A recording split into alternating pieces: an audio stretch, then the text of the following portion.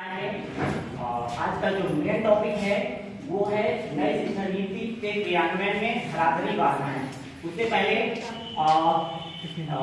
इस विभाग में विभाग अध्यक्ष माननीय डॉक्टर शर्मा जी हमारे विश्वविद्यालय यानी यूनिवर्सिटी झांसी के dean education department doctor Rajeev Agarwal sir हमारे इसी महाविद्यालय के आदर्श विभाग से यानी दूसरे विभाग से सर जो यहाँ विराजमान है उन सबका बहुत तहे दिल से स्वागत वंदन और अभिनंदन करता हूँ।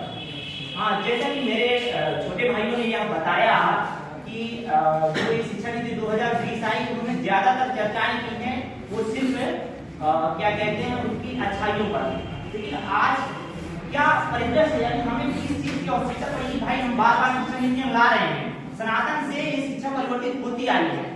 हालांकि आजादी के बाद कुछ आमूल परिवर्तन हुए, जैसे सन 1968 में शिक्षा नीति आई, उसके बाद 86 में आई और उसके जस्ट 34 साल बाद वर्तमान सरकार ने 9 जुलाई और 2020 को शिक्षा नीति का अनाउंसमेंट कर दिया। तो उस शिक्षा नीति को आपके लाने का कारण क्या है भाई? बार बार आप नई शिक्षा नीतियों पर नीति ला रहे हैं और वास्तविक कार्य हो नहीं रहा है। तो उन बिंदुओं को मैं दृष्टिगत रखता हूँ।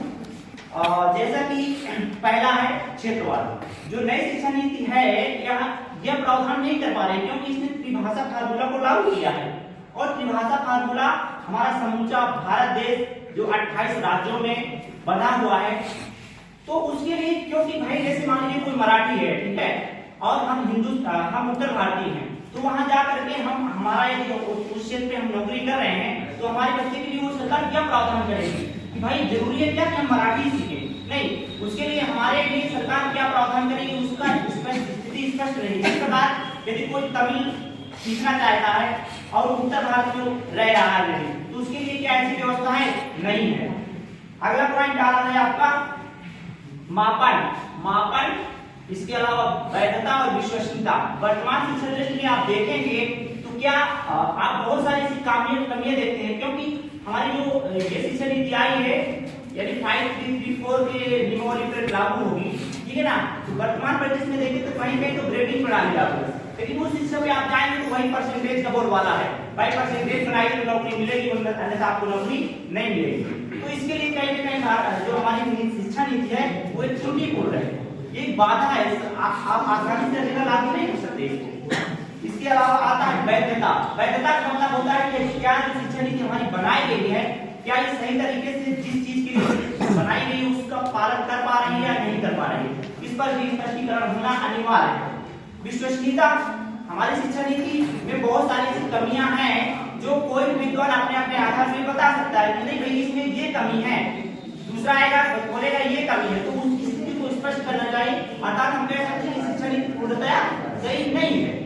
इसके अलावा अगला आता है आपका व्यवसायीकरण। हालांकि ये कहा गया है कि हम कक्षा 6वीं से बच्चे को व्यवसाय परक रोजगार परक शिक्षा की व्यवस्था करेंगे, परंतु ऐसा धरातल का होता कहीं दिखता नहीं है। बहुत सारी शिक्षा नीति आई सिर्फ और सिर्फ कागजी कार्रवाई होके रह जाती है। समय समय पर अध्यापकों को प्रशिक्षण दिया जाता है, वो कैसा प्रशिक्षण दिया जाता है? सिर्फ और सिर्फ एक कमरे में बैठ के सारे प्रशिक्षण हो जाते हैं। वास्तव में प्रशिक्षण जैसा होना चाहिए वैसा नहीं होता है। इसी प्रकार तकनीकी के क्षेत्र में बहुत सारी ऐसी स्थितियां हैं, क्या हर बच्चे तक टैबलेट मोबाइल फोन की व्यवस्था हो पाएगी? ऐसा इसमें कोई प्रावधान नहीं है, क्योंकि बढ़ती जनसंख्या और बढ़ते समय को देखते हुए हम यह कहते हैं कि आज का जो समय है वो डिजिटलीकरण। क्या डिजिटलीकरण के लिए ये शिक्षा नीति सही मायने पर खड़ी उतरेगी? ऐसा कोई प्रावधान नहीं है। इसके अलावा आपका आता है प्रशिक्षण समय समय पर, क्योंकि बहुत सारे हमारे अध्यापक ऐसे होते हैं जो कम से कम 10 से 20 से 25 साल पहले से पढ़ा रहे हैं और वो उस शिक्षा नीति के आधार पर पढ़ा रहे हैं। तो आज हमारी जरूरत क्या है? वर्तमान शिक्षा नीति जो 2020 में आई है, क्योंकि पहले का जो पाठ्यक्रम था उसके आधार पर उनको ट्रेनिंग दी गई थी, और आज का समाज और आज की शिक्षा हमारी ये कहती है कि शिक्षा सरल हो और क्या हो, छात्र केंद्रित हो।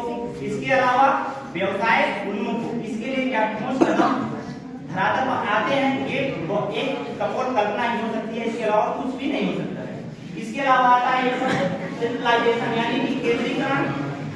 जैसे सरकार ने अपने शिक्षा नीति लागू कर दी है ना, परंतु लागू करने के बाद हमारा बहुत सारे ऐसे संस्थान होते हैं जो स्वतंत्र होना चाहते हैं, जो अपने को शिक्षा देना चाहते हैं।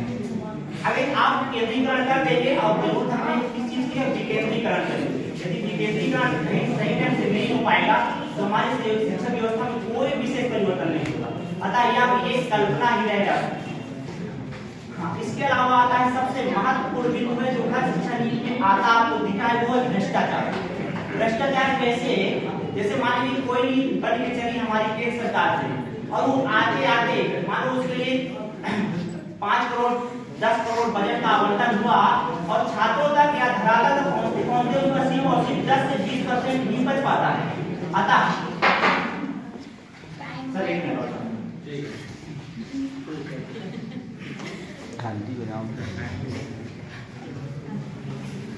मेरा किसी से कोई वैमनस्यता नहीं है, परंतु मैं अपने सर और मैम से ये गुजारिश करता हूँ कि हम एमएड के स्टूडेंट हैं। I am not a professor, कोई हम प्रोफेसर नहीं है, पर जो हमारे कुछ मित्र हैं उनका बिहेवियर सुनिए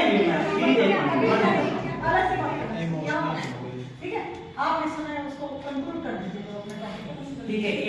एक लाइन बोलना चाहूंगा जो मेरे फेवरेट सर हैं कुमार गौरव सर की। मंजिल ने हौसलों से कहा, मंजिल ने हौसलों से कहा तेरे बस की बात नहीं है, मंजिल ने हौसलों से कहा तेरे बस की बात नहीं है। हौसलों ने मंजिल की आंखों में आंखें डालकर बोला चल झुकी तेरी इतनी औकात।